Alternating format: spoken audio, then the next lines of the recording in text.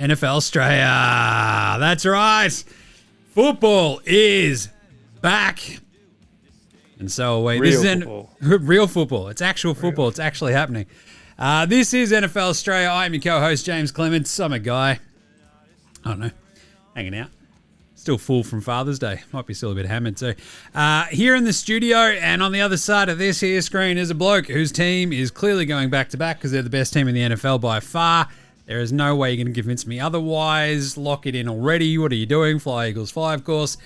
It is the sometimes singing a band called The Ramshackle Army. He's my mate. He's your mate. It's Gaz. I wouldn't go that far after, our opening performance and some of the chaos teams that we saw this week, Jim. But it was ridiculously awesome to have football back.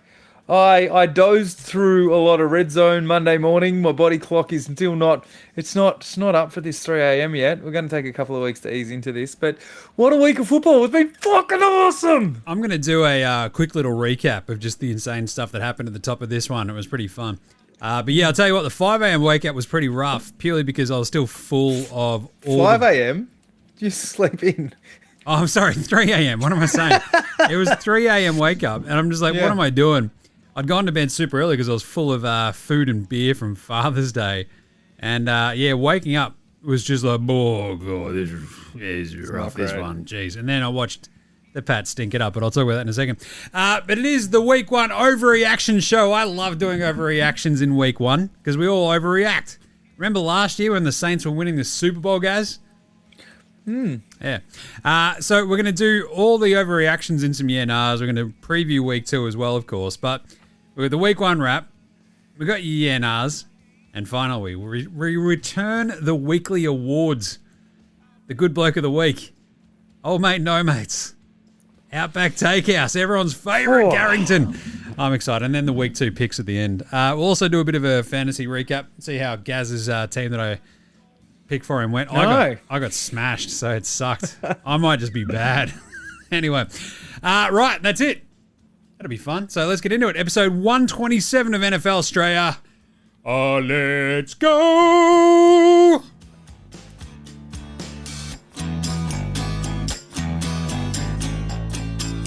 Oh, man, I'm so happy to beat everybody associated with this show about the face, head, and dick. Oh, g'day, this is Aaron Rodgers, and you're listening to NFL Straya.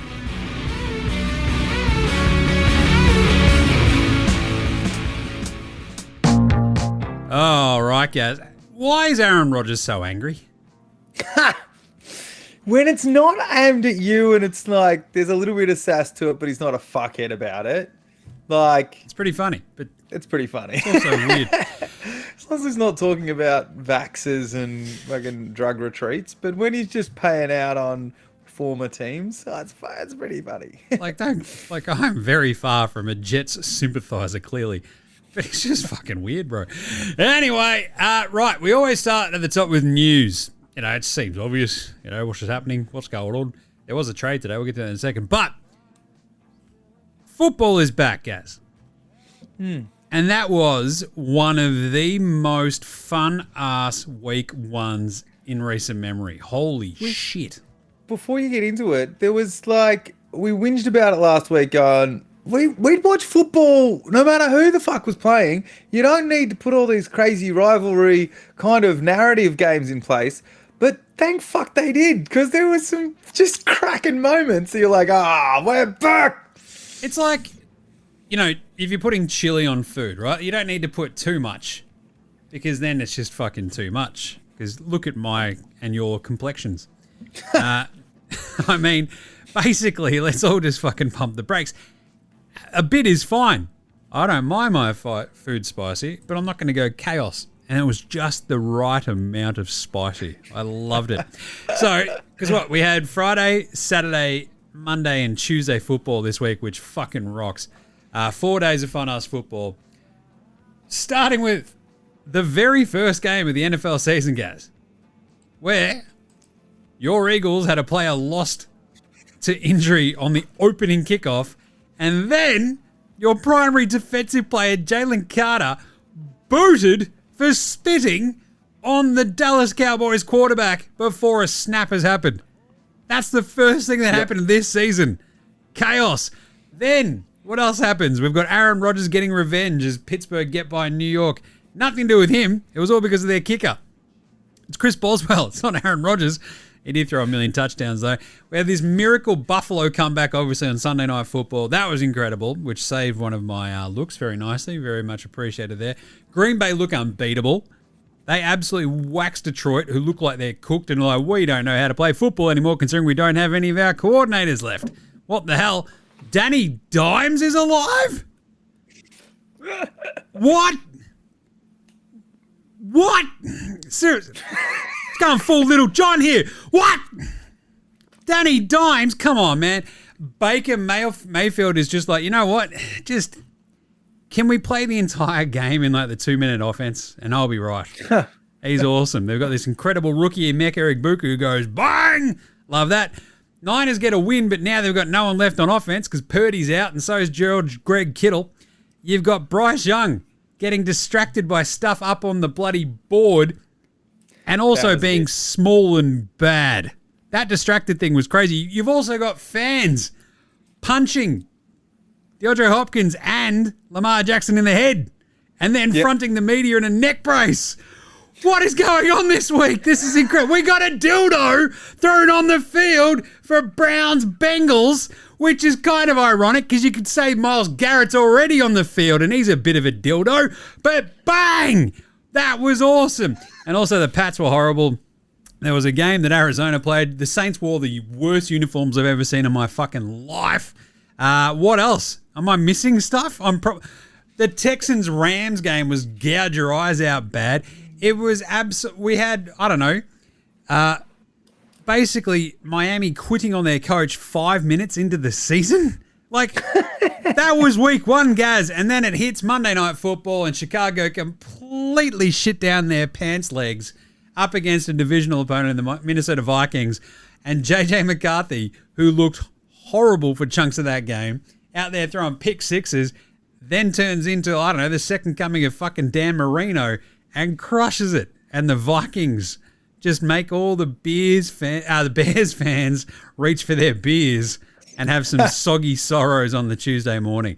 What a week of football, Gaz. There's a bit going on, Jim. I don't know. Like, I don't think I have anything to add to that because we're going to have nothing to review in the actual. We are going to go through all the games. So. Yeah. All right. Tell me about this. Tell me about this trade for Tank Bigsby then for your team, for your Philadelphia Eagles. Just trade for Tank Bigsby. Love that. 2 picks in next year's draft. So I'm floating around today, and all of a sudden the Eagles chat start going off, and everything has been talking about us picking up a cornerback because Adoree Jackson stunk it up in the game against the Cowboys. And next minute it's a running back when we've got Shipley and AJ Dillon to back up Saquon going, what the fuck's going on? But Shipley went off with a bit of an injury, so it's a bit shaky there. But apparently they love Tank Bigsby. I know you love Tank Bigsby. You're already talking about his name. You're always talking about his name and what a genius. One of the great names. One of the great names. And apparently we love his talent as a kick returner. So he put up 800 yards, the leading rusher for the Jags last year. And now he comes to Philly, who don't have a bad run game, Jim. And a nice offensive line going on there. We've given away a 5th and a 6th in next year's draft, I believe it is. Potentially conditional. And yeah, it looks welcome to the running back room. So obviously we've got to cut someone. So I'm hoping someone's going to IR or we're cutting someone to make room. I found it amazing that they're just like, I don't know, the Jags are like, well, we just watched Travis Etienne be good that one time that he does every year. We'll get rid of Tank. That's fine. But they've also got Bashal Tootin, who had a couple of moments in that Jags game, which is pretty fun. But that's, like, there's not a giant amount of other sort of news, actually, weirdly enough, apart from injury stuff coming out of week one. There was some, like, pretty crazy records being set, obviously, in that Baltimore-Buffalo game. The fact that we got 2 awesome primetime games to finish us off this week was pretty amazing, too. There was a weird one where I think, It's Callahan, isn't it? The coach in Tennessee, who was like, yeah, I didn't realize I could challenge that catch that wasn't a catch, and I sort of screwed that one against the Broncos. And Tennessee was sort of in that game, so there was this weird thing where it's like, yeah, I didn't kind of get it, and I didn't realize I could challenge it. It's like, what? You're like a football lifer. You're a head coach. What are you doing?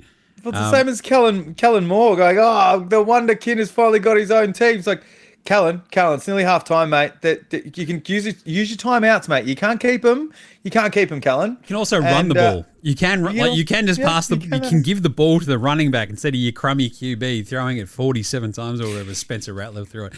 Anyway, some really quick injury stuff. There's some like George Kittle is out for at least a couple of weeks, according to Kyle Shanahan today in front of the media. Purdy is dealing with like a shoulder injury that's his non-throw, is his left shoulder. He's also got a toe injury. We're saying that we were incorrect. We've miscounted. This is not the 49ers non-injury season. Yeah, they're doubled down. This is they've doubled out. The 49ers fans, you're going to 2 years in a row. My Niners fans mates hit the group chat just in a panic, just like, Jim, Mac Jones, oh God. And I'm like, yeah. Welcome to my world. Sucks. There were some other ones. Drake. Well, I mean, that's pretty bad for the Niners, obviously. Like, obviously losing your starting QB, possibly, but also, as I said at the top, like they've got no dudes left. John Jennings also seemingly hurt himself again, like dealing with a calf and also something else. It was crazy. Yeah. Drake London seemed to have hurt his shoulder as well for the Falcons. I don't know the severity of that just yet, so that'll probably pop off later in the week. Evan Ingram left the Broncos game with a calf injury. I don't think he came back in either, which is pretty bad. Jake Andrews, the Texans center, went out. That's never great. Just when you thought the O-line for that Houston Texans team couldn't get any worse. There we go. Not great. I don't know, the one that had me just like reaching for like, the verbal meme, drinking the bleach. Brock Bowers came off during, I'm like obviously clearly watching the Pats Raiders game. And they're like Brock Bowers is tearing up the Pats. I'm like, this rocks for my fantasy team. It sucks for my real life. But he then leaves. Non-contact injury as well, it seemed like. But it seems like he then came and was like, yeah, I kind of knocked a knee and I'm fine. I could have gone back in. And we'd hope so, because he's my guy. I traded away McBride in my dynasty because I had Bowers sitting there just taking all catches. So 1 week in, if he's spending time out, I'm not going to be too happy about that one. It's pretty crazy. Puka was evaluated for a concussion as well, but he actually returned to that game. He was pretty good. He went off like 4 times because he kept splitting his stitches open. Like that blood gushing down his head. It was like impressive. Different times. You're like, is Stafford like? Did he bet on how many times he could get Puka to the hospital? Like it was just chaos. And then the other one was Xavier Worthy getting cleaned up by Travis Kelce on Friday night's game, so Saturday morning our time. Like 2 minutes into the game, and kind of thing. Like, Jesus. Yeah. So there was like obviously the great memes out there of like fantasy teams of having AJ Brown, Xavier Worthy off to a flying start of like a combined like 2 points at that point. Yep. Now I'm just checking. I didn't actually draft Xavier Worthy for you, did I? Guess AJ Brown I did. No, I don't. Yeah, AJ Brown, you did. My other in my dynasty league, I've got Smitty, AJ Brown, and Pickens, who combined for 10 points. Jim, my 3 starting wide receivers, combined for 3 points. Rough as guts. All right. Anything else you wanted to hit on in there? No, it's just obviously the Xavier Worthy is fucking huge when you've already got Rashid Rice out for significant time. So the Chiefs are coming off a loss and missing their top 2 wide receivers. I guess the other big one, before we jump into the wrap-ups from week 1, was that Brian Dable had to come out and say basically twice. He's like, yeah, look, I don't know who our week 2 starter is yet. And Russell Wilson's like, oh, come on, man. And then he had to come out again today and go, no, it's going to be Russell Wilson. There's now also reports saying that he went to ownership and went, can I start Jackson Dart? And they're like, no, you have to just stick with Rusty. And Brian Dable's like, no, he was always my QB. What are you talking about? Anyway, Rusty Wilson, he's going to pop up again later. Let's do some game wraps. What a week it was. Dallas 20, Philly 24, the season opener. Carter gets booted. We had a massive weather delay. The Cowboys, didn't score after the weather delay? Is that right? Or was it like 3 points or something? Yeah, it was crazy. No. Effectively, didn't score after halftime. The game started off reasonably close, but it was as fiery as you kind of would have expected it to be. There was a bit of chippiness before the game, as you mentioned. Guy that we haven't had a fullback, a dedicated fullback for years. We finally get one. He lasted one play, Jim, and it wasn't even an offensive play. He lasted a special teams play, out for the season, and he's just the look on his face of like, you got to be fucking kidding me. And then Jalen Carter. So Dak leant over and spit on the ground in between his two offensive linemen on the ground in front of Jalen, made a smart-ass comment. Jalen's come around and gone, fucking nut, and spit on his chest. And then it was outskis. So I think the report was that the punishment was going to be handed down today, and I have not seen it. So, but apart from that, Saquon only put up 60 yards and a pretty decent touchdown. But the moves that he was playing, stiff-arming, juking, he just still has that Saquon. And but Jalen was nearly perfect. Actually, both quarterbacks were pretty much fucking perfect. Dak didn't get into the end zone as such, but Jalen was 19 of 23, but 3 of those were throwaways, and one of them was a drop. So you're like, well, I don't think that puts on you. But he put up 62 yards himself and 2 rushing touchdowns that weren't tush-push. They were just legit fucking catch me if you can, boys. The biggest problem for us is that what was obvious, CeeDee Lamb was having his way with us because they were able to target backup cornerbacks, which is going to be which is where Adoree Jackson was benched like 5 minutes into the game, Jim. So you're like, yeah, all right, you got to sort those out, boys. Good sign. But good game, good quality. Glad to come away with the win, and it sets things up nicely for the NFC East. So a massive weather delay in the middle of this as well. There's only 3 points scored after halftime by both teams. And it was just weird. Like, it was just a strange game, like a strange sort of finish where it felt like it was like flowing back and forth. They both scored first drives. Like, it was awesome. Here we go. Yeah, it was not like they didn't stop anything until like towards the end of the first half. And then there was a fumble, and that pretty much was the decider in the game. It's crazy. Anyway, but it was kind of like I think both of us were kind of like hold your nose and take Philly in our picks last week, and it sort of felt like they didn't do too much special stuff. No. In this opener, they're just going, look, I think we could beat Dallas just being a bit fucking straightforward, and they did. Yep. So good on them. A little bit more fun. 27-21 in Sao Paulo, Brazil. The Chargers 27, the Chiefs 21. Chaos. This game was sick. I don't know. Patrick Mahomes, the leading rusher for the Chiefs, that's probably a good sign. Yeah. Justin Herbert was amazing. Quentin Johnson, holy moly. 2 touchdowns, an absolute weapon. He was awesome. He learned to catch, Jim. He learned to close his hands around the ball when the ball's in between it. Yeah. My favourite thing, though, can you guess what my favourite thing about this game was? It was the uniform. Ladd McConkey looks like he is McConkey. Looks like of his full uniformed body weight, 60% of that is helmet. Yep, it's crazy. He 100% looks like a 4-year-old. Looks like a fucking chuppa out there. It's crazy. Yeah, the uniform matchup in this one was absolutely beautiful. I kind of flagged this the other day. Didn't realize the full like yellow pants would be in. On part of the Chargers uniform. It looked incredible. I was stoked, made me happy. And I guess from a meta point of view, this is kind of like the problem you thought we might have with the Chiefs this year, just like the weapons on offense. Like, can they get this, like the run game going? Can they make Kelsey a big part of this? He had a really good touchdown. That was cool. But Hollywood Brown was pretty good. But without Xavier Worthy, without Rashee Rice, it just gets really fucking hard. And if you've got no running back, like Pacheco did sweet fuck all, it felt like. Kareem Hunt's like cooked as. And the Chargers were just, I don't know, sort of rotating running backs. They had plenty of weapons. Like Keenan Allen was really good.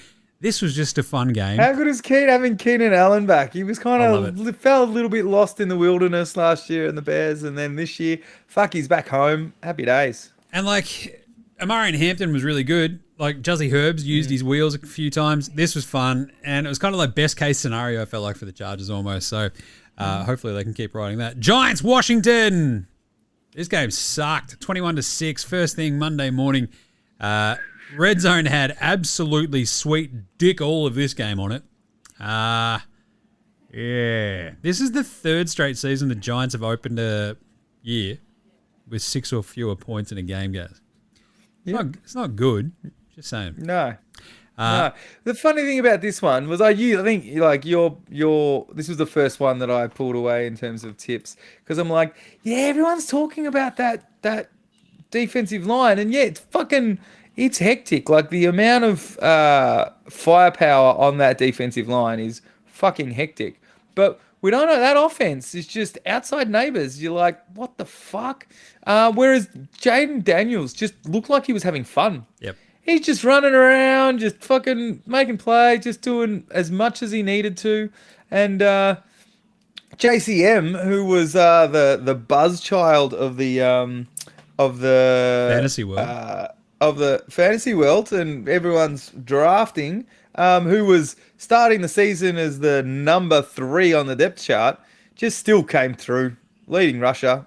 Yeah, he was unreal. 82 yards, 1 TD. Talk about some wiggle. Bad. Like, he was unreal. Love me some Bill. But yeah, Look, Neighbours had a really, really tough drop. And there was actually probably 2 drops as I was watching this. And I'm like, like, at least bring that down. Like, you're Malik Neighbours, yo. Like, help Russell Wilson out here a little bit. And, I don't know. Rusty just sort of looks... It's not quite seeing ghost level stuff, but it's just not good. Like, it just... He definitely looked like... he's renowned for holding the ball too long. That's been his thing. It was fine when he had the wheels, like when he was younger, but that it made that offensive line look porous for the Giants. So Neighbours had 12 targets and 5 receptions. So that's just a shit ton of like, whoop, saw that one go over my head. Whoop, where did that one fucking go? Oh, I dropped that one.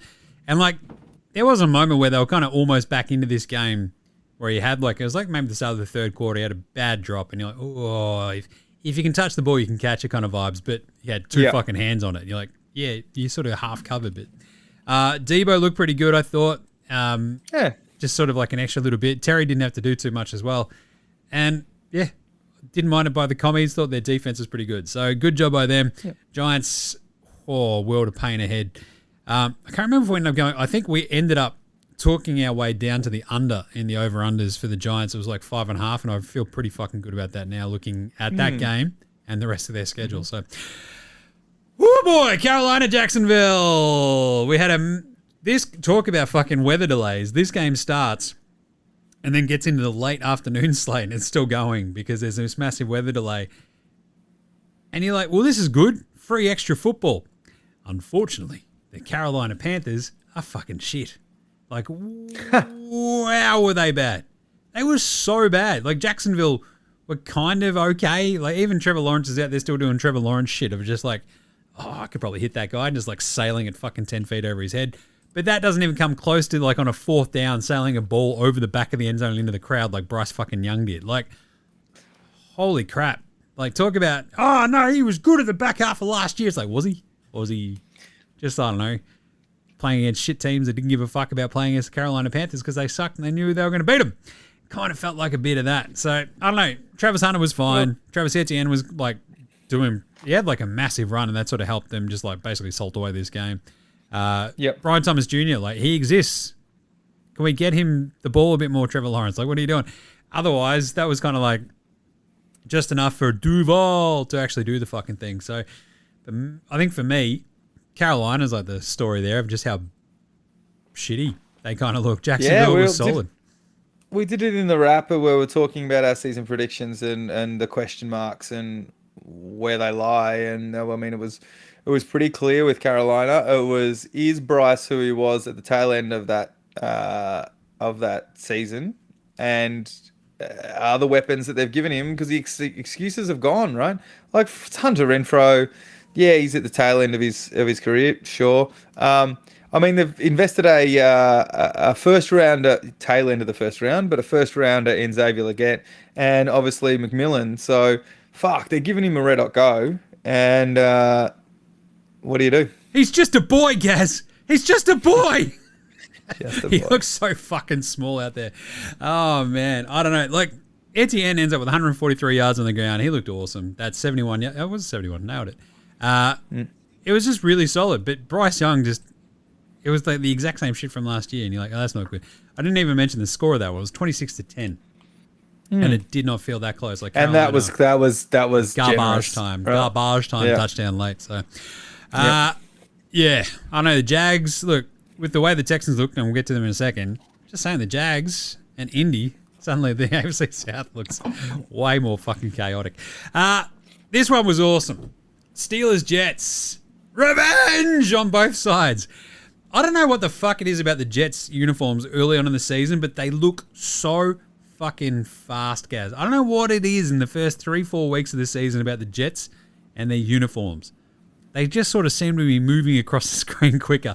Maybe I've just got some sort of weird color blindness. I don't fucking know. But wow. And then Pittsburgh sort of just went, oh, wait, we should do something about this. The defense kicks in a little bit. Aaron Rodgers turns back the fucking clock.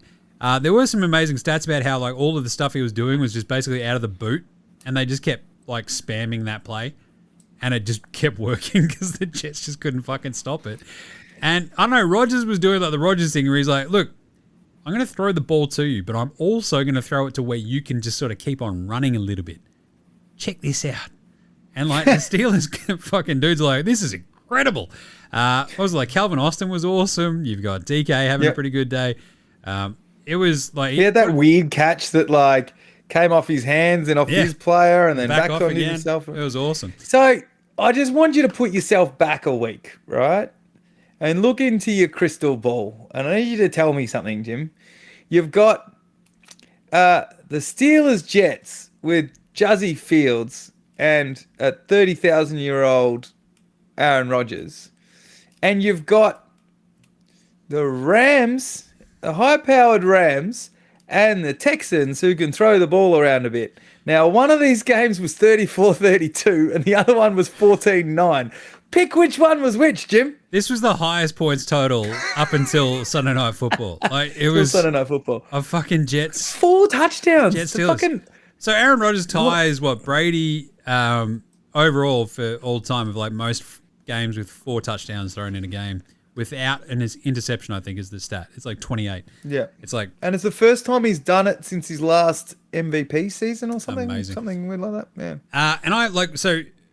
As I said, like watching this was like one of the first things that happened as well. Like you're waking up, it's fucking 3 a.m. I'm scrambling for my headphones for the iPad, and I'm like chucking on, go to Red Zone. I have to fucking update the Zone app, get there in the end. And like the first thing I basically see is like Aaron Rodgers going down like a sack of shit and being sacked. And I'm like, he's old, he's cooked, this is going to be funny.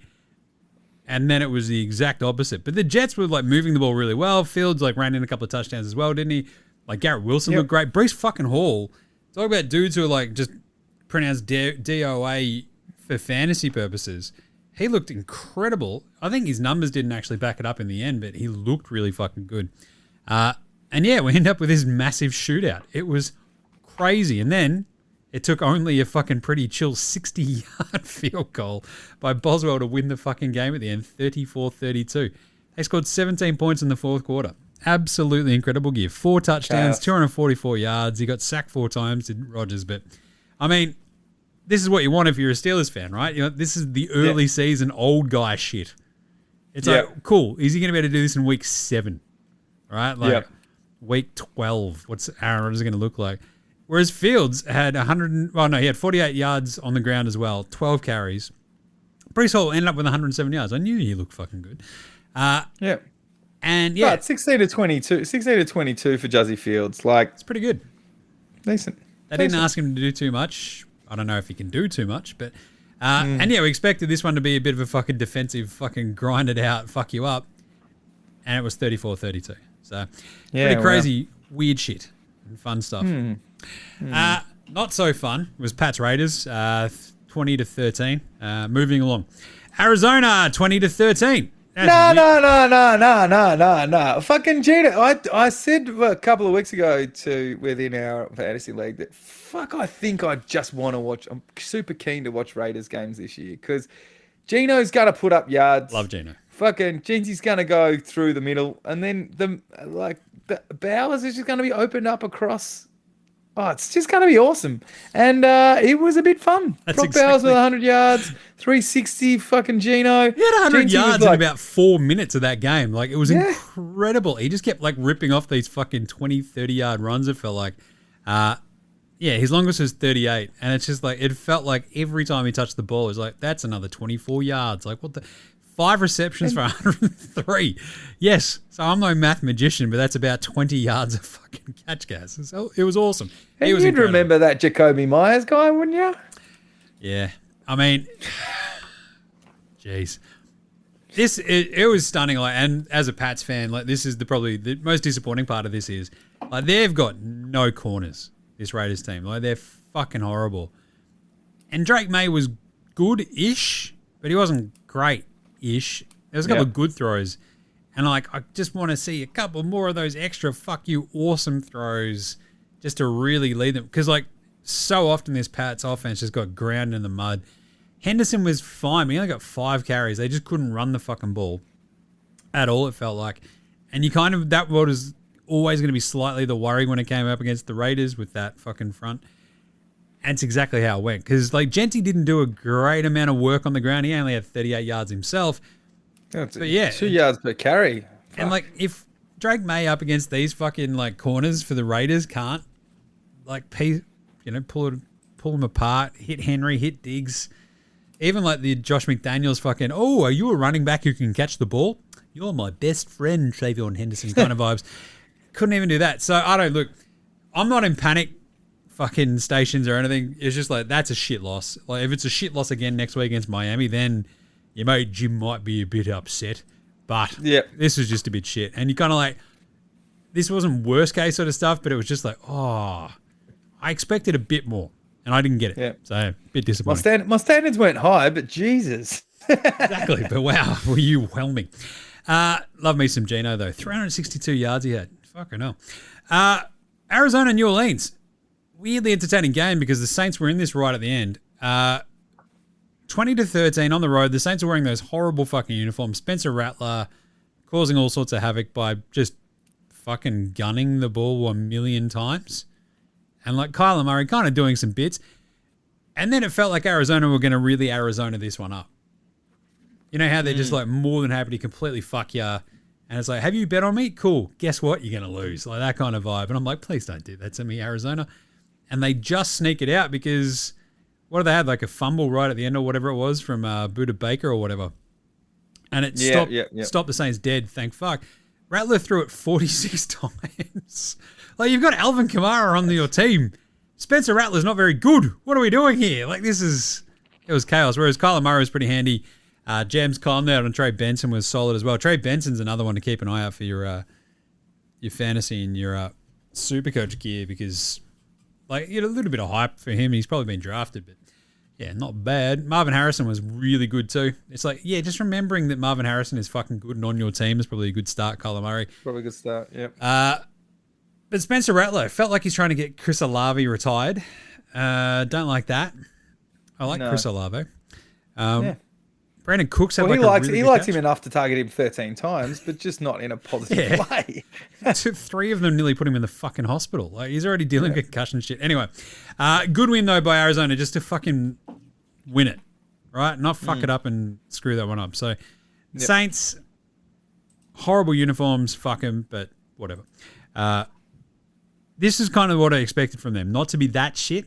Like everyone's talking, they're fucking horrible. It's like they'll be shitty, but not. Burn your house down. Burn your house down if you watch this one. Cincinnati, 17. Cleveland, 16. 2 awesome things about this game. 1, the dildo thrown on the field. I don't think the dildo throwing is like it's weird that it's a thing. Stop making it a thing. Like, but if you're going to do it, fine. Like, as long as it doesn't hurt anybody, who cares? The other one was the Cleveland fans getting married in the car park before the game. I didn't see that, Jim. So, your lovely wife, my lovely wife, what do you think they would say if we're like, you know where we should get married? Oh, I wouldn't be getting married. I'd be getting stabbed in the fucking eye. Yeah. It was incredible. They're in the Muni, the car park there at fucking the Cleveland Browns Stadium. Amazing gear. I think of like a wedding registry that people have like donated and shit to. It's awesome. Good on them. And then it's the Cleveland Browns and they lose. It's like, what? It's why I remember like the first Christmas we spent in New York. We went to like the basketball and the Nets, who we had season tickets to, just got fucking shit pumped by the Bulls. And you're like, that just ruined Christmas. Like, I don't really go for the Nets, but I want to be like entertained. They just got fucking killed. And you're like, this sucks. That's kind of what I feel like for your wedding if you're having it at a Browns game. And then you watch the Browns just fucking lose. And you're like, yeah, well, I guess we're still Browns fans. Like, but this is the thing about the Cincinnati escaped with this is mind-blowing, right? Considering that they played preseason games, including the first one against the Eagles, and I can't remember who they played next, but in both those games, Joe Burrow nearly died half a dozen times because his offensive line was just letting dudes through. It was fucking ridiculous. But the theory was, we're really slow starters, Jim. The first couple of weeks of the season, we're terrible. We're going to start our starters and we'll trick ourselves. And then Joe Burrow put up 95 yards net, reducing the sacks, of course. He put up 113 yards, cancel out the sacks, 95 net yards for the team. They had 7 net yards in the entire second half, which is crazy. That is fucking up. And 46 yards on the ground. Like, you got to get in your yards from somewhere. No, apparently not. Like Flacco ends up with 290 and Joe Burrow has 113. Like, it is like they Freaky Friday'd themselves and clearly pissed in a fountain. Like, what the fuck? It was so weird. And the only reason the Bengals win this game is because Schmidt fucks up, misses a PAT, misses a like a chip shot field goal too. Mm-hmm. And there's a lot of kicking miss this it's week one. It's always weird like that. Right? True. Yep. But it just felt like the Browns lost this one harder than the Bengals tried to lose it, right? Yeah. It was those couple of interceptions as well from Flacco. Obviously didn't help the turnovers. Yep. But yeah, when you got T. Higgins, Noah Fant, and Jamar Chase combining for, 52, 85 yards between the three of them? Crazy. Hectic. Anyway, good job. Cincy, though, at least get a win in week one. Yep. Miami 8, Indy 33. Wow. What? Like, we expected it to be shit. I picked the Dolphins to be shit on the back of everyone wanting to throw hand grenades on the way out, and the fact that they've let me down the last couple of years where I've picked them to be the guys, but I fucking was not expecting that. Yeah, Danny Dimes being the guy. Danny Dimes is him. It was crazy. Like, they also just strangled the fucking life out of this game. Like, they had like 5 drives in the entire second half or something. It was crazy, and that was it. Like, the game was just over. Yeah. Like, what the fuck has just happened? Miami we got like garbage points, and that was it. So, I don't know. Like, I was halfway through. Like, they scored on like every drive, I think, until like right at the end. Well, he scored on Daniel Jones, the first quarterback to lead a scoring drive in every possession, 7 for 7 since 91. It was crazy. It was absolutely nuts. So, Miami, you're in a bit of trouble. The thing is, they get to play the Pats next week, and that is just like such a shit show of a game. I have no idea what the fuck's going to happen. But Indy, look, it's like Danny Dimes going, wait a minute, Michael Pittman's really good, Jonathan Taylor's really good, Tyler Warren's really good. How are we fucking this up? And they didn't. So that was kind of cool. So this is where, look, overreaction, quarterback carousel, blah, blah, blah. So Rusty Wilson leaves Seattle, goes to play under Supercoach Sean Payton and in the Broncos, stinks it up. Goes to play for Pittsburgh, pretty good coach, looks passable, happy days. Goes to the Giants under Daboll, who's supposed to be the quarterback whisperer. Fucking game one, they're already calling for his head. Danny Dimes plays under Daboll for those years, can't fucking score, goes to play under Shane Steichen, quarterback whisperer, fucking sets records that he's never fucking So you're telling me there's a constant there at the Giants? The Giants, Sean, yep. Maybe. That's, anyway, this was like probably one of the biggest surprises of just how good Indy looked. Like, they were awesome, but it shouldn't be a giant surprise because if Danny Dimes is halfway fucking decent, boom. The biggest problem I had with Tua, like watching this game, like he was that bad. Zach Wilson was in this game. Like, that's not a sentence you want to hear. Tua just looked like dog shit. I've got my Dolphins mate just texting, just going, this is fucking horrible, Jim. Like, we're playing you next week, and I don't know what the fuck's going to happen. I'm like, are you watching the Raiders-Pats game? Because it is not much better.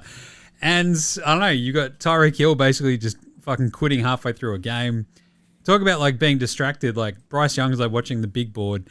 Tyreek Hill's, like, throwing a fucking hissy fit on the sidelines and then running back on the field and not knowing the fuck he's doing. So, it's pretty good times there in Miami. Anyway, good job by the Colts. Tennessee, Denver. I've jumped one, but that's right. Tennessee, Denver. This was a bit of a... Actually, I'll go back to Tampa, Atlanta, because this then goes into the late afternoon games. Tampa 23, Atlanta 20. This game was fucking awesome.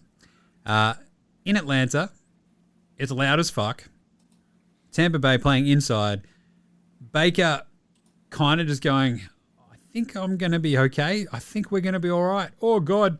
Throws an amazing touchdown to Emeka Egbuka at the end. He looked incredible, BT Dubs. And then still Atlanta get all the way back up because Michael Penix plays his ass off.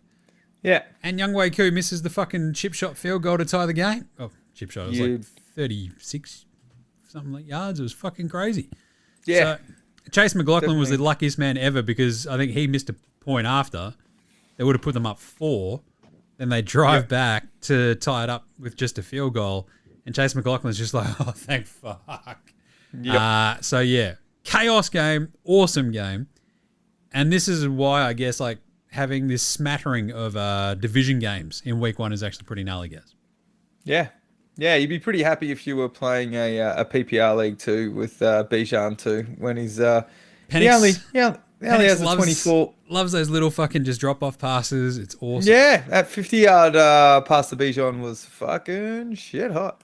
Yeah. Kyle Pitts looks like he could be a nice. They might actually like him as a target. Still alive. Still alive. Yep, still I alive. believe. Still alive. All right, late afternoon, 20-12, Denver beat Tennessee. Tennessee made this a bit of a game. It was kind of weird. Denver just looked like shit on offense. Like Bo Nix, talk about all the offseason hype. It was the only reason they won this game was because their defense kept fucking up the Titans and going, hey, remember you're a rookie quarterback. We're going to just ruin your shit. Yep. So check this out.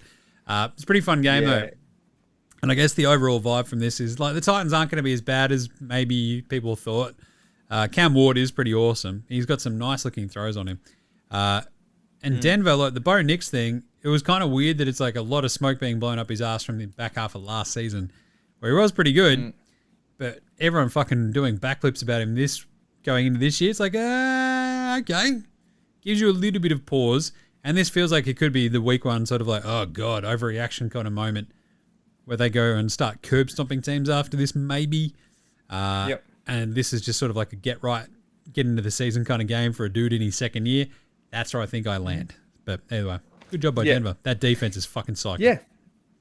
Yeah, 100%. Like Cam, obviously, that was his kind of when you have less than 50% completion in your first game. So a bit of a welcome to the NFL moment, and it's against a brutal defense. So I think Denver will be fine, and particularly if they can get a few cheap wins at the beginning of the season while the Chiefs are not healthy. Yep. That'll be a good time to give it a crack. RJ Harvey looked pretty good too. Niners Seahawks. Oh boy. Kittle goes out. Niners win this one 17-13 because of like the other tight end, Tongue. Sure. It was crazy. JSN was like the only dude on this Seahawks offense who was kind of doing like anything. Darnold really darnolded it up right at the end. They basically traded turnovers, and I'm like, are you fucking kidding me? I picked the Seahawks against Gaz. This is bullshit. Because as they drive, because the Niners turned it over, I'm like, here we go. And then they fucking turned it straight back over.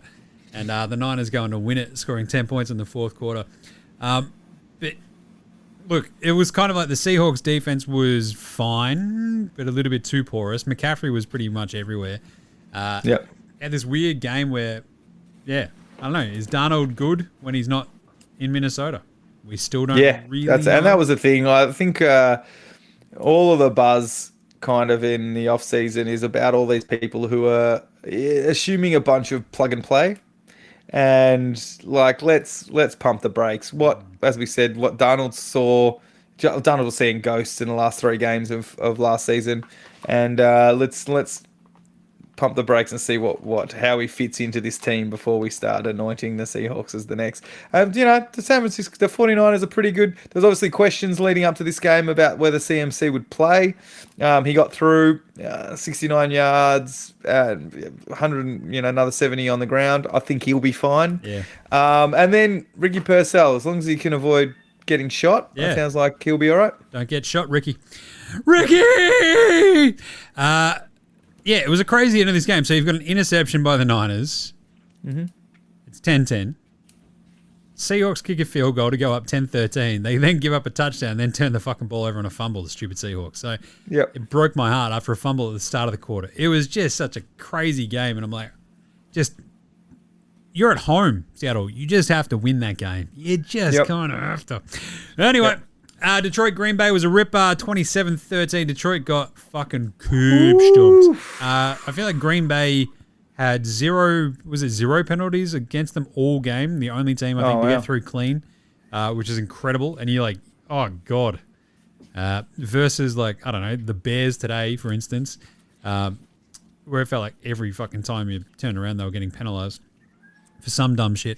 But more for me is like, the Green Bay defense looked incredible. The Lions just could not do a shit, like anything, against this Green Bay D. So, worrying signs, and also feel pretty good about the Green Bay soupy appearance pick, guys. Well, I mean, the defense looked good. And then this new guy came along who I think is going to be all right. This Micah Parsons guy who, look, not a lot of practice, not a lot of build-up, dealing with a back injury. They pretty much just had him hunt the passer. I think 45% of snaps apparently he played. But just when he broke through, the amount of the pressures that he had on the court, like there was a weird stat of not just his hunt down of Goff was fucking awesome. But also the sacks that got generated just while he was on the field. Because you have to pay attention to him. That was just made life really hard. And while they're adjusting to, what does our offense look like with this new coordinator? It looked a lot more stagnant, that's for sure. Didn't look quite as inventive. And every time they cut up to the top of the booth, it's like 4 dudes just going, like they all just fucking look panicked. I'm like, I don't think that's a good sign, Gaz, when your offensive coordinator staff is just like, what do you do? So I don't think it bodes well. No, 100% not. My vibe. But wow, Green Bay look fucking cream. They look pretty, they look pretty legit. Now, considering what has happened with the other double-digit teams in their division this week, we've spoken about one, but there's others coming up. You're just like, oh, fuck! At this stage of the season, they could fucking run away with this. Rams 14, Texans 9. Rough game.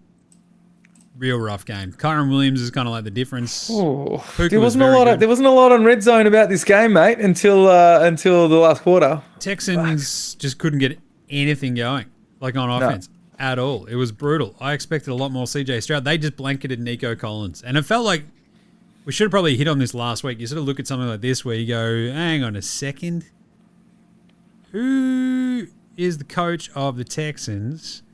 And who did he use to coach for and against a lot? And so, wait a minute, he was in the Niners. He knows how to shut down the Rams. And they kind of did. Unfortunately, the Texans offense couldn't do a fucking thing against the Rams defense, and here we are. So, I went with taking the points for Houston, and it actually looked like they might still have a bit of a chance to cover towards the end, and they just fell apart again. That punch out. There was the punch out, was it? But anyway, good job by the Rams just doing it. And Stafford sort of getting through unscathed, it felt like at times. There was one hit where I'm like, oh, God. But survived. Good win from them. And then the last 2 games, prime time. 41-40. What the fuck was this? Sunday Night Football. We're going to Buffalo. The final season opener at that stadium before they open up the new one. I don't know if they mentioned it 87 times or not on the on the broadcast, but this game was pretty gnarly. 40-25 with 5 minutes left, Gaz. Some of these people are good at football, Jim, and holy fucking shit. So the 2,316 times with 5 minutes left, basically, it's the fourth time the other team has actually won, which is pretty crazy. The Ravens are 25-0 all time when scoring 40-plus points. And Buffalo became the first team ever to... Buffalo winning. That's great. Baltimore became the first team to ever lose when scoring 40 and leading by at least 15 in the fourth quarter. That was 772 all time. Haven't they had some... Aren't they leading Baltimore now as the king chokers, for want of a better term? Because they're now leading with eight games of over 10-point lead in the last quarter. It's a worry. In the last 15 years or something, like some weird fucking stat. Yeah. Don't know if I like that much. No. When you look at the first half, like, Desert Henry was just through people, barely touched, like, just breaking off, like, just busting off long run after long run. Lamar was just doing what he just needed to do and just destroying them on his legs as well. Ended up walking away with 70 yards on the ground. Like, they were just in control to the point where, leading up to this point, I had 4 tips over you, 5 games different we picked, and I was like, fuck it, here we go. I'm like, do I message him? I'm like, nah, just hold back because this Josh Allen guy is a bit fucking nuts. And then just shit turned, right? It's so weird how Baltimore sort of go away, or at least sort of start packing their decks and suddenly can't get a completion, can't get that first down. And like, you've got Derrick Henry and Lamar Jackson. I feel like of all the teams, you're the most equipped to salt away a lead. And usually they do, but in these big fucking games, they just sort of shit themselves. And well, even with all the massive comeback from Josh Allen and the, going over the top and just hitting receivers like just fucking left and right, it all really came down to that fumble, right? There's a Henry. Of all people you think is going to fumble, how often and how hard he gets hit. It's just at that time of that important game that's been so fucking wild, you just don't expect it to be him. And he's gone out in the post-game presser and gone, yep, I'll put the whole loss on me. Well, no, you weren't playing defense. No, you weren't. No. Then we have Matt Prater just like knocking in the game-winning field goal while your mate Jim over here is sweating on one of his bets that had Josh Allen 30-plus yards, and as he's taking knees, that's shrinking down from 35 to 33 to 31 to 30. But because they ran out of timeouts, this is why they have to do this, right? Burning the clock all the way down to the point where, for the last one, they kneel and then have to piss off, get the field goal kicking team out there, and then kick it as the clock's actually running, which is fascinating. And brutal for the bet, but it holds, and he knocks it in. Incredible story, but I don't know, like the Buffalo offense, it never sort of felt like the amount of trouble that they'd sort of found themselves in, that they couldn't get out of it, if that makes sense. Like Keon Coleman was really fucking good. 112 yards. Shakir was awesome. It was them finding like Palmer for that massive catch that he had later on, and like just keeping shit moving. And Baltimore did the same thing. Like Zay Flowers is massive. Like he had like the DeAndre Hopkins fucking touchdown. Are you serious? Like what the fuck was that? Yeah. It was insane. And Baltimore just sort of going, oh God, wait a minute. We might still have a chance here. Getting that fumble and actually taking advantage of it. Awesome game. What a way to start the season. And then we have Minnesota-Chicago, 24-27. The Vikings come all the way back. What did they score them? Like 20, it would have been 21, I think, to 7 over the back half of this game. It was a fun game, Gary. A fun game. I enjoyed it.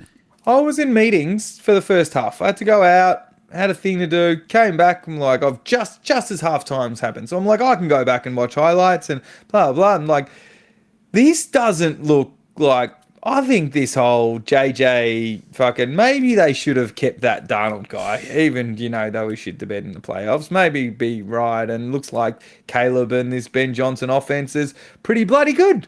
And then the second half started, Jim. Particularly that last quarter. And fucking hell.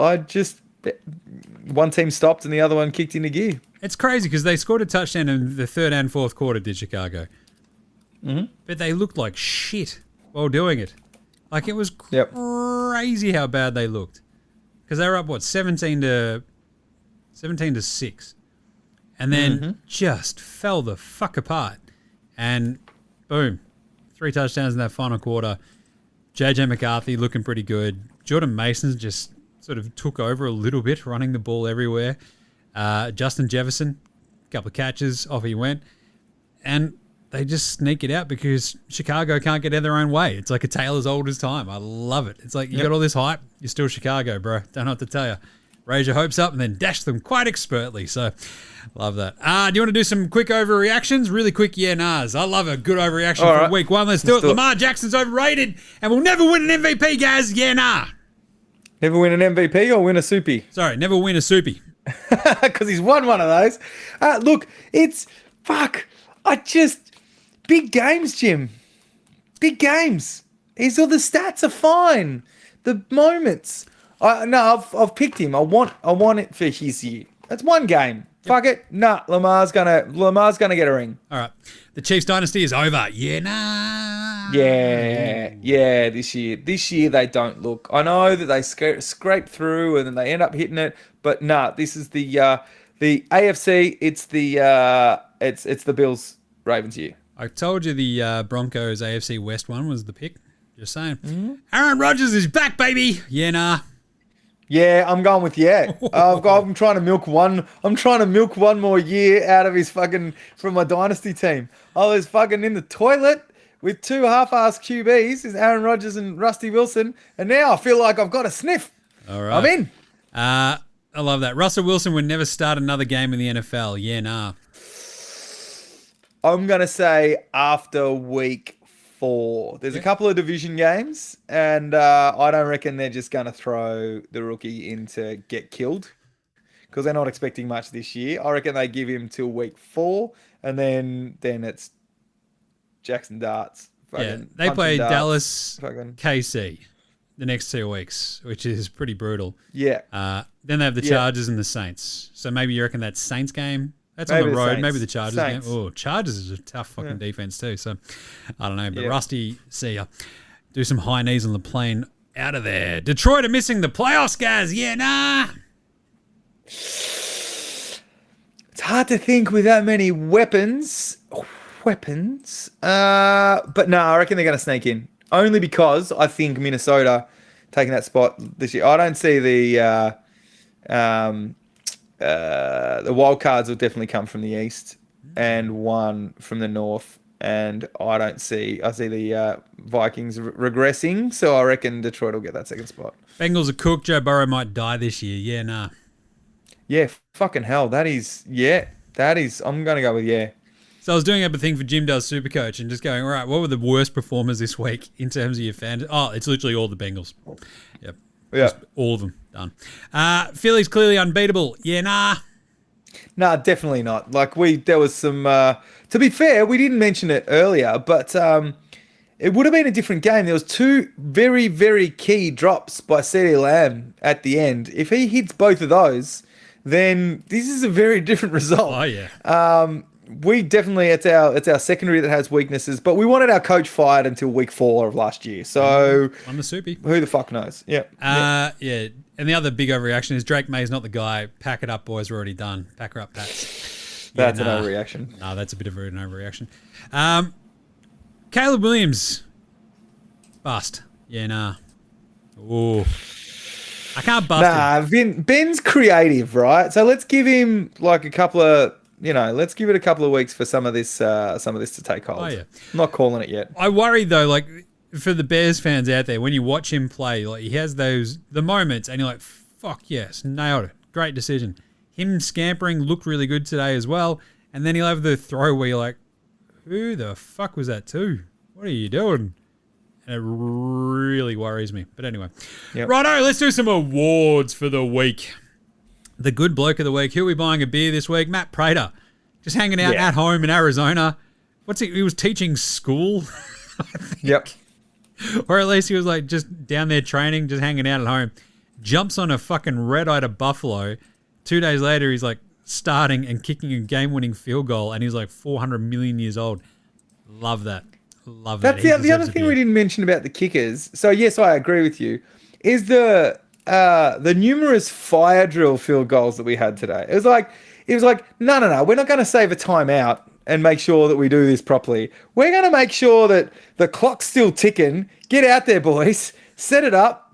Kick her off. You'll be fine. You've had all off-season to practice this shit. You've got nothing else to do. Your special teams. Come on, man. Yep. Joe Flacco deserves a beer because he's old as fuck and just like you just know that Joe got home that night and was just like, fucking hell.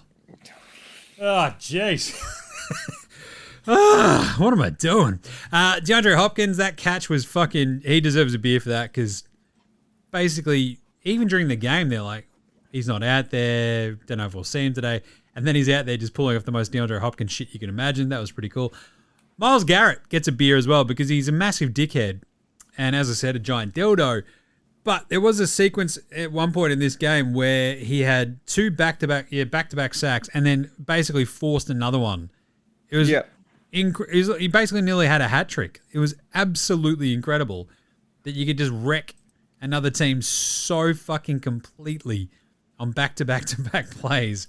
And he nearly got the third sack as well. It was incredible. I love that. Yeah, and four tackles for loss, I think he had in that game. Yeah. So good. And then finally, Bryce Young. I kind of want to buy him a beer because I think I might have to because he still might be underage. He's just a boy, Gary. He's just a boy. What is he? Don't do it. He's so small. He is very small. He is very small. Anybody else you want to buy a beer?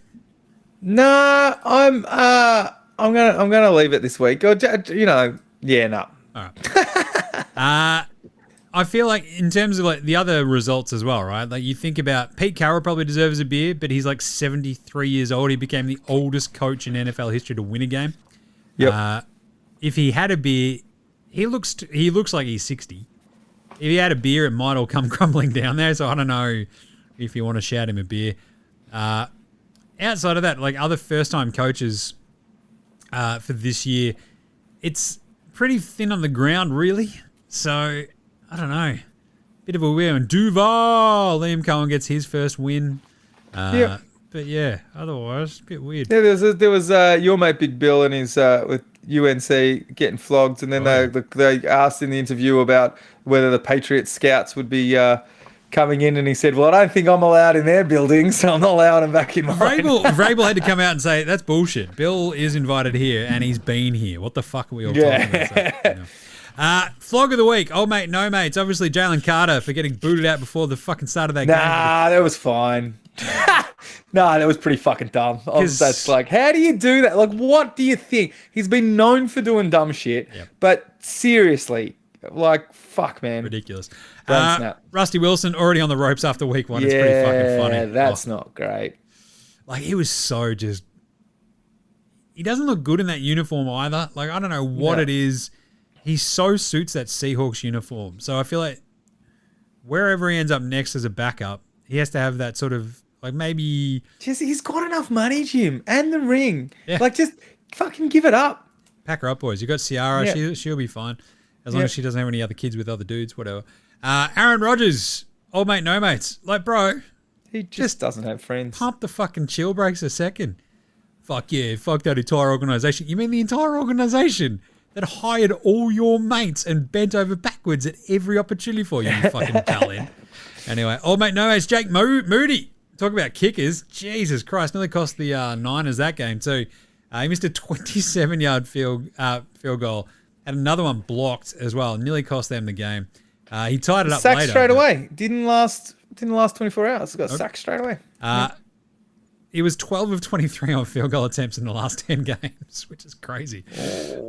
And of course, old mate, no mates, the dipshit who like fucking pushed and slapped DeAndre Hopkins and Lamar Jackson's helmets in Buffalo. Don't touch the players. What are you doing? You idiot. There's fucking this generation. I'll tell you guys. But just the dumbest motherfuckers in the world don't know how to act in public, right? We kind of like. I love a good week one fight as well. Like you suddenly have like all the cameras in the stadiums, and there's just punch-ons in the fucking in the seats. Don't punch on. But if you're going to, make sure someone films it because. All right, good. But hitting the players and then getting all fucking like wearing a neck brace to your media availability when you're apologizing and getting banned for banned for at least a year, I think, wasn't it? Yeah, they said indefinitely, I think. So yeah, what a fucking idiot. Old mate, no mates. Outback Takehouse. It's a flame grill take. It's Tuesday at Outback, and that means, took the squids to daycare and school this morning out the side of the pram with cricket bats, both of them. Bang, bang, bang. It's magpie wings. That's a special today at Outback. Goes great with the flame grill take. Tell you what, had some great wings the other day at Fancy Hank's. Holy shit. Oh, yeah. Shit. I think it was Father's Day feast. Anyway, Outback Takehouse. Lions are missing the playoffs. Maybe. Juzzy Herbs, MVP. Let's fucking go. Jesus. My two favourite ones, though. The Cleveland Browns should sign Justin Tucker. At least we know that he's automatically not the worst dude on that team. That's, sure.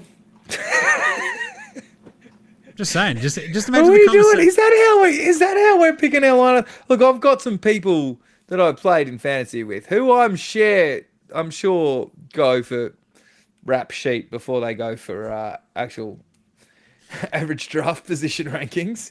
But yeah, I mean, it's not the fucking Raiders, surely. I love it though. Seriously, just do it. Because that was the other old mate, no mates, was Schmidt. You don't spell it Schmidt. Yeah, spell it Schmidt the way you think. It's like Smizzit. It's so weird, but Schmidt. That's no. Missing all those ones as well for the Browns basically cost them the game. So tough one. So go get Justin Tucker, Browns. He's not the worst dude on your fucking roster. And obviously the other one is if Tyreek Hill is so upset, he just needs to get traded back to the Chiefs. Watch it happen, Gaz. Watch it happen. I don't think they can fit him under the salary cap. I don't know how the fucking NFL salary cap works properly because I don't think anybody does. Like I think even the teams are kind of like, does that work? And they send it to the league office and go. Yeah, even the league office is like, maybe, fuck it. Yeah, just do it. That's how I'd run the NFL. Anyway, Tyreek Hill traded to the Chiefs this week. Let's see it happen. Sure. Little Aussie battler, Aussie Spotlight. Tory Taylor was doing some pretty good punting today. That was pretty fun. Mailata, Daniel Falalole. Jeremy Crawshaw made his debut. That was kind of fun. Broncos country, let's ride. 3 punts. Longest was 53, an average of 48. Not bad. Mick Dixon as well. I did want to mention, I didn't actually say this last week. It only just happened, I think, as well. Mitch Wish was cut a while back and just because of his back injury and all this sort of shit. That sort of sucks. Adam Gotsis is actually back as well. He didn't play, but he's on the Bucks practice squad again too. He was elevated from the practice squad, so that's kind of neat. So we've actually got a bunch of the sort of Aussies sort of floating around, but no Matty Hayball this year. Byrne out there. Camo Johnson got cut by Pittsburgh as well. So at the moment, I think it's 5 sort of out there actually playing most of the time. Gotts is looking at it. You got a couple of dudes in practice squads as well, like Thomas Yasmin and the big tight end, Patrick Murta. And what's the Eagles? Your Eagles practice squad dude? Felix Fulalu. I've gone blank on his name. Luke Felix Fulalu. That's it. He's Jordan Mailata's best mate, so that's good. Yeah, just stick him behind the big boys and she'll be right. All right, before we get into the week 2 preview, a little bit of fantasy. Supercoach this week was absolute chaos. You can hear all about it in Jim Does Supercoach. We're going to do a big wrap. But I'll tell you what, I did okay. Finished top 21% in Supercoach Classic. Did all right in the draft as well. But yeah, it's always weird that first week you have no idea what's happened. But it's also when I don't know, I have a tendency to galaxy brain myself a bit, Gaz. You might have heard me do that. I have. You don't heard you do that quite often. And yeah, I don't know. If you had have just gone Bajon instead of Jameer Gibbs and Derrick Henry instead of like, who the fuck else did I have? I can't remember. Yeah, you'd smash it. I did at least nail having Lamar and Jalen Hurts. Pretty good with that, but It's one of those ones, like Supercoach is interesting because you got to figure out your strategy and like if you want to cheap it out on QB and your flex and spend that money elsewhere. Because you can have a QB week where Danny Dimes goes and scores fucking 50, like basically the same amount of points as Lamar Jackson and costs like a fucking tiny amount compared to him. So bit of a rough one, I tell ya. But it's still very, very fun. So you can go join up all of our Supercoach gear as well. I think we've got a bunch of entries into the overall points comp as well, where I am currently ranked 21st. So there's a lot of smart people in that league, clearly. What is that? That league code is 681935 if you've not already joined up. I think you can probably still do it. Don't know if you can, actually. But anyway, right. The other fantasy league gear that we have is the Legends League. I got smashed by what looks to be a fucking just juggernaut from McKeegan. His team looks incredible. Lamar, Pickens, Debo, but Saquon, James Conner, Dalton Kincaid, RJ Harvey, absolutely smashing the Tampa Bay defense. So, yeah, I got fucking steamrolled by 15 points. How'd you go, Gaz? Oh, it was dog shit because someone drafted me AJ and Nico Collins. Oh, wow. So that didn't go well. Funny, McKeegan already tried to trade me Saquon, but with a couple of backup wide receivers and had 3 starters of mine. That's good. But you know what? Saquon would have beaten those 3 starters, so he actually was doing me a favor. And I said no, Jim. I think Jez was the best one this week. Dak Tour with Hertz, Neighbours, Roma Dunze, Josh Jacobs, James Cook, Laporta. Fuck, why didn't you draft me that team? Jesus fucking Christ! I'm handing it over to Jez next year if I can't do well. He had a lot of input. I'm just saying. Denver. Oh, you prick, Jez. Denver's defense had 14 points as well. So we'll keep continuing, to update you on that. But yeah, Supercoach was fascinating for the simple fact of like who scores what on a week-to-week basis, right? And the simple like scoring algo, like Josh Allen top scores was 77. That's massive. Next highest score was literally 58. So, and that was 3 QBs. That's Lamar, Danny Dimes, and Jussie Fields. So, try to figure out the rhyme or reason to this. It's pretty fun. So, very, very good. Derrick Henry, 56, the best running back. Go check out all the Jim Does Supercoach stuff. It's all Supercoach. Week 2 preview. We're got an awesome Thursday night, Friday morning game. But these are brought to you by Double. So, you can sign up using the link in our show description. Just use the code NFL Straya. That'll basically get you to where we are. All of our picks will be up there. Check it all out. NFL Straya, very easy code to remember. That's the name of this show. And just make sure you sign up. If you haven't signed up to Double, it is very fucking easy and fun. Boom. There's a link in the show description. Hit that. It's also on the socials. We start off week 2. In the frozen tundra. It's beautiful up there at the moment, though, in Green Bay. They're 3.5-point favorites over the Washington Commanders, Gary. 3.5 felt like a bit. But then I just remember the Green Bay were really fucking good this week and beat the pants out of Detroit. Pants off of Detroit. I don't think you got pants in you, but the commies were fine. I think Green Bay might be just a level better. So I'll take the 3.5. Looks like you are as well. Yeah, I've done the same thing, and then I've accidentally closed my notes, Jim. So I'm. Well, you picked Green Bay. I mean, you picked Washington. What are you talking about? There you go. Found it. Found myself. I've got too many things open, Jim. Yeah, I've gone Green Bay. Look, Washington, as I said, they were fine. They weren't really threatened by the Giants, but Green Bay just looks so fucking good. So sticking with Green Bay. Last one, Cleveland at Baltimore. This is a rough one because it's like, Cleveland were pretty good. Baltimore put up 40 points in basically 3.5 quarters against Buffalo. They are 11.5-point favorites already, and we've actually both taken Baltimore. It feels like this is the incoming smackdown, doesn't it? Yeah, well, I don't know. I'm nervous about the 11.5 points just because no one for the last 6 weeks has been able to stop Myles Garrett. Going back to everyone commenting even during preseason going, this guy's not fucking fair. So, look, I'm just the only concern, not ever that Cleveland's going to win this game, but like that they'll just make it scrappy somehow. Yep. But then again, you want to think that Baltimore's going to be stinging after this one and come out and kick this absolute fucking shit out of them, right? Yeah, like this one screams to me like 28-6 or something. and you're never sort of sweating it. But yeah, the Browns defense, it's always a little bit going. But anyway, Tennessee host the Rams. 5.5-point underdogs at home for the Titans. For a minute there, I was a little bit like, 5.5 for the Titans. Maybe this is like this week 2, like, where the fuck did that come from game? And the Titans just sort of sneak up out of nowhere, and like the Rams on the road suddenly just get a bit squirrely, a bit sideways, and I'm like, but their defense again up against the rookie QB in his home opener, it feels a bit rough. So that's my vibe as well. Just that Rams defense, Jared Verse just chasing him down, and then enough weapons on LA to get it done. Nice one. Chicago, Detroit. I was writing this out. While Chicago looked good, so I am now taking Detroit. I've now got to change the color of my thing because we now no longer are different. They are 4.5-point favorites. The Lions. It feels like just their combination of offense and defense. Like if it's going to get right, it'll probably be at home against a team like the Bears, coming off a shorter week, and also a stinging loss against another division team. But basically, Detroit have to win this as well, right? 100%. Yeah. They're not going to get two down in the division. Fucking no chance. So they'll come out. It'll be. I'm not going to say they'll kick the shit out of them, but I think it'll be a solid win. Nice one. Dallas versus the Giants. This usually is a big matchup. This just feels pretty bad. 5.5-point favorites. The Cowboys. We've both gone the Cowboys because for me, it's like the Dallas offense actually looked pretty fucking good in that first half, and like the Giants defense, the front's pretty good.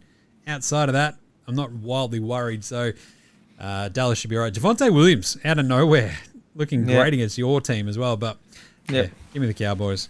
Yeah, look, Dak actually, he healthy. He had some escapability from the pocket, and he was running around, keeping the defensive line off him. I think the offensive line for Dallas will be good enough, and I think CD and fucking Pickens might feast in this game. Nice one. We've got Jets Buffalo. So the Jets hosting Buffalo, 6.5-point underdogs at home. I did actually feel for a minute there. So same as the Baltimore game, right? Like, so when you've had like a massive game like that, the letdown might come. And when it's a pretty big line, like 6.5 though for Buffalo doesn't feel big enough. If this was like 8.5, I probably would have gone the Jets. That's what I was going to say. But Baltimore 11.5 as well. Like that's the only thing that, like if that's 9.5, I feel really good. 11.5, maybe not, but 6.5 for Buffalo. I'm taking that, and so are you. Yes, 100%. It just feels like not enough. After what we saw from them this week. And let's be honest, the offense from the Steelers wasn't crazy last year, and they've replaced a couple of key pieces, but not to the tune of 34 points.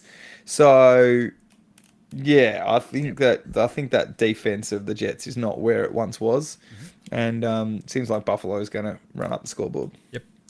San Francisco at New Orleans. I've actually gone the Saints just because of the Purdy, Kittle stuff. Question mark. And the Saints at home, like they could be just feels like it's sort of primed for like this weird, squirrely early season sort of thing, especially with a 4.5. Like if the Niners took everything to get by the Seahawks on the road again, this time against the Saints, I'm going to go the Saints.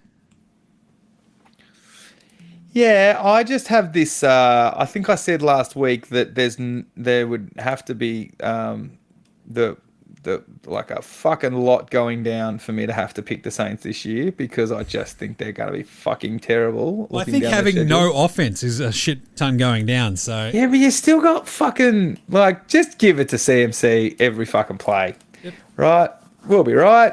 CMC, and, Ricky Pearsall, go all. Yeah, you've got Mac Jones. You've got the all. That's going to be fun. All white apparently. Fun. Yeah, so I'm going to take San Fran in this one. All right.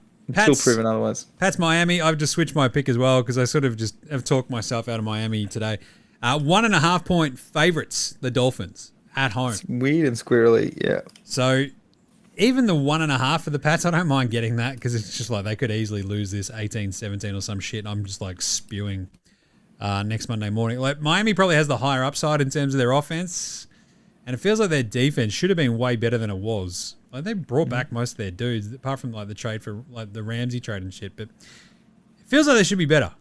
And that's why I had Miami initially, but now I'm just like, fuck it. I just want the Pats to win. So, going heart over head. Fuck it. Yeah, look, I don't know. I'm just there's a lot of question marks on the Patriots. Well, there's a lot of question marks on both teams. Let's be fair. I just feel like there's more established weapons, Tyreek and Waddle, and not Slouch. Like the fucking main weapons are still fucking there. They just need to pull it all together rather than the bullshit that they put on the field this week. Also, the Pats never win in Miami. Like, it's just a thing. There you go. Even the Brady years just never did. Jacksonville, Cincinnati. We've actually both gone Jacksonville as plus 3.5 underdogs in Cincy. I'm weirded out by what this Cincy team did this week. I think the defense is the worry for me when I looked at this and went, Jacksonville, look, their offense is pretty good. Cincy, we know that it can be good. Jacksonville defense, it's hard to judge them because they played Carolina, but it certainly looked a lot better than Cincy's. So, yeah. Look, their linebackers, they've got some weapons on that defensive line and just enough to put pressure on the time that Joe Burrow's got. Yeah, I don't know. I kind of feel weird picking Jacksonville, and if it was later in the season, I feel like I'd probably fucking go nowhere near Jacksonville in this game. But for this one, I think there's an early season reason to do it. Pittsburgh hosts Seattle. That's a weird game, isn't it? That's fun. Steelers are 2.5-point favorites at home. This is also another Mike Tomlin. I'm a home favorite. Let's go against like an NFC sort of team from the West Coast. Just going to go Pittsburgh minus 2.5. It feels like, the 3-point win, 17-14 or something. If Rodgers is even a bit shit, they might just get there anyway. Also, I just don't know about that Seattle offense against this Pittsburgh defense. So I feel like that Pittsburgh defense could put a fair bit of pressure on Darnold, and maybe we need to question him until we're shown otherwise. Yeah, because I don't know if Darnold can run around as much as Justin Fields. What do you think? Probably not. Yeah. Arizona hosting Carolina. We're both taking Arizona minus 6.5 because of all the teams. You missed Denver, Indy? Oh, I did. Whoops. Still hit on Arizona, Carolina. Carolina looked like the shittest team there, I think, this week just about. Cardinals at home. Let's go. 6.5. Yep. Feels pretty obvious. I don't think we need to talk too much about that. That makes it kind of obvious. Denver, Indy is a fascinating one. I've gone Denver. It's 2.5 points underdogs. The Colts. I came really close to going Indy for the simple I thought fact. you would have, to be fair. I thought you would have gone Indy in this one. Doesn't it? This screams like the Bo Nix look like dog shit in week 1. The defense saves them against a really crappy team in the Titans. They go to Indy, the upstart, and here we go. The Colts are 2-0. Could they win the AFC? That's how we start next week's fucking show. So, yeah, I don't know. The 2.5. If it was 3.5 at home, I would have taken that. The 2.5 feels like Denver could still sneak this out by a field goal. So, yeah, we both go Denver. I think I'm going to take Bo Nix knocking the rust off this week, settling into the season. That defense, that's still Danny Dimes, right? So I'm just going to stick with Denver for this week. And then the Super Bowl rematch. This is a fun one. Philly at Kansas City this time. The Chiefs were 0.5-point favorites when I wrote this down. I might check that because I don't know if that will have... Oh, actually, I can probably check it right here. I heard it... I heard it flipped. When you wrote this, okay, because I'd heard that after our game... Yeah, it's Philly 1.5. Holy shit. Yeah, there you go. It happened. That happened after the injuries, after it was reported that Worthy was going to be out. There you go. They'd literally flipped. Look... I think we'll have to do more on offense than we did last week. It would just be efficient. We'll have to do a lot more. And I'm fingers crossed that we can find some sort of a solution to be opposite Quignon. But yeah, I've picked Philly for this one. Nice. I have as well. I just don't trust that Chiefs team. At home is probably the one thing that gives me a bit of pause, but